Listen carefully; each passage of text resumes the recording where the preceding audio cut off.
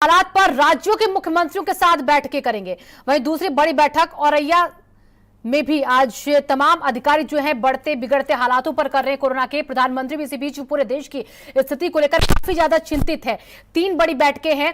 9 बजे पहली बैठक होगी, मुख्यमंत्रियों के साथ भी बैठक रहेगी। दूसरी बड़ी बैठक जो होगी वो 10 बजे होगी और इसी के साथ साथ जो तीसरी बैठक है वो आज प्रधानमंत्री की 12:30 बजे होगी। लेकिन एक और बड़ी खबर देखिए, विधायक की मौत हो गई है औरैया में। बीजेपी के विधायक है रमेश दिवाकर जिनकी मौत है।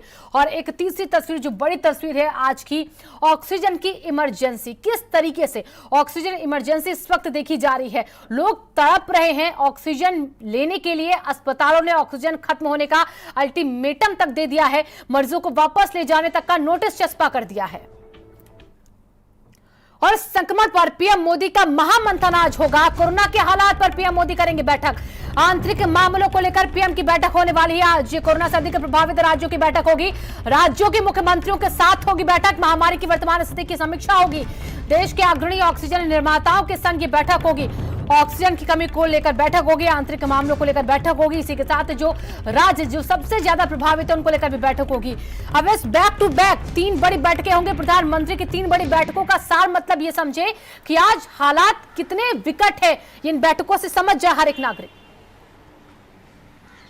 देखिए, बिल्कुल साफ तौर पर जब प्रधानमंत्री मोदी एक ही दिन में 3 बैठक एक ही मुद्दे को लेकर कर रहे हो तो ये अंदाज़ा लगाया जा सकता है कि हालात कितने ज़्यादा चिंताजनक बने हुए हैं। हालांकि जो आंतरिक बैठक थी बताया जा रहा है कि वो ख़त्म हो चुकी है, जिसमें प्रधानमंत्री मोदी के ने कई आला अधिकारियों के साथ मंत्रालय की बैठक की है और उनसे हालात जाना है कि किस तरह की हालात जो हैं वो देश में अभी कोरोना वायरस के बने हुए हैं। और अब से बस थोड़ी ही देर में देश के 11 राज्य जो सबसे ज़्यादा कोरोना वायरस से प्रभावित हैं उनके मुख्यमंत्रियों के साथ प्रधानमंत्री मोदी की एक अहम बैठक शुरू होने जा रही है, जिसमें उन 11 राज्यों में कोरोना वायरस के क्या हालात हैं इसकी समीक्षा की जाएगी।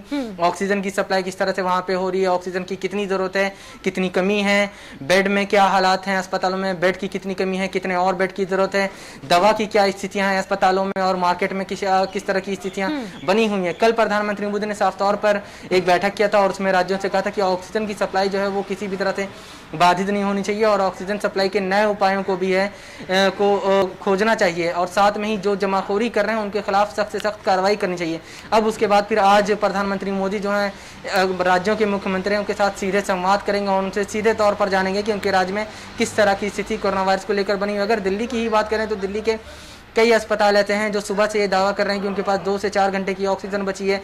कई अस्पतालों में ऑक्सीजन के जो टैंकर हैं वो पहुंचाए भी गए हैं, लेकिन ये कहा जा रहा है कि अभी भी वो काफ़ी नहीं है। जो टैंकर पहुंचाए गए हैं वो 10 से 12 घंटे ही चल सकते हैं। तो देश में लगातार कोरोना वायरस से हालात जो हैं वो चिंताजनक बने और यही वजह है कि प्रधानमंत्री अब सुपर एक्टिव मूड में आ चुके हैं और लगातार बैठकों का दौर जो है वो जारी है। और 12:30 बजे के आसपास प्रधानमंत्री मोदी जो है वो तीसरी बैठक ऑक्सीजन सप्लायर कंपनी जो है उनके मालिकों के साथ करेंगे और उनसे ये सुनिश्चित करने की बात कहा जाएगी कि ऑक्सीजन जो है वो कैसे बनी रही है। हमारे साथ बड़ी खबर देखिए कोरोना को लेकर ही है। कोरोना के 3 लाख से ज्यादा नए केस सामने आ चुके हैं। पूरे देश की हालत कितनी खराब, सोचिए 3 लाख से ज्यादा केस और आज का आंकड़ा अभी तक का सबसे बड़ा आंकड़ा है। बीते 24 घंटे में 3,32,730 नए केस सामने आ चुके हैं और देश में पिछले 24 घंटे में अगर देखें तो 2263 मौतें हो चुकी हैं।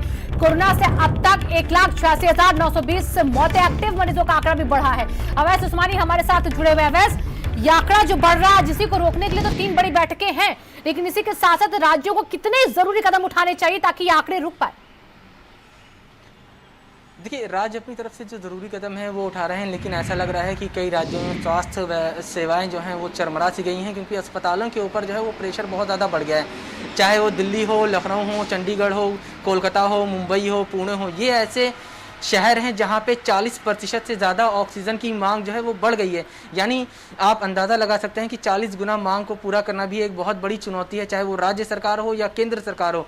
गंगाराम अस्पताल ने तो बयान जारी कर तक ये कह दिया कि ऑक्सीजन की जिस तरह से कमी हुई है, आपूर्ति नहीं हो पाई, 24 गंभीर मरीजों की मौत भी बीते 24 घंटे में हो चुकी है। तो साफ तौर पर स्थिति का अंदाज़ा लगाया जा सकता है कि दिल्ली के जो अस्पताल हैं, चाहे जो बड़े अस्पताल हैं, उनमें किस तरह की स्थिति है तो दूसरे शहरों में क्या हालात होंगे। वहीं एक सुबह में खबर आई कि महाराष्ट्र के पालघर में एक कोविड अस्पताल है, वहाँ पे आग लगी और 12 जो मरीज थे वो आईसीयू में भर्ती थे, उनकी मौत हो गई। इससे पहले भी कल ही खबर आई थी कि महाराष्ट्र में एक जगह ऑक्सीजन सप्लाई टैंक में जो है ऑक्सीजन लीक हुआ, उसके बाद ऑक्सीजन सप्लाई जहाँ होती थी वार्ड में, चाहे वो आईसीयू में, वहाँ पे सप्लाई बंद कर दी, जिसकी वजह से 22 मौतें होंगी। तो लगातार इस तरह के हादसे भी बहुत बहुत शुक्रिया फिलहाल आपका तमाम जानकारियों के लिए।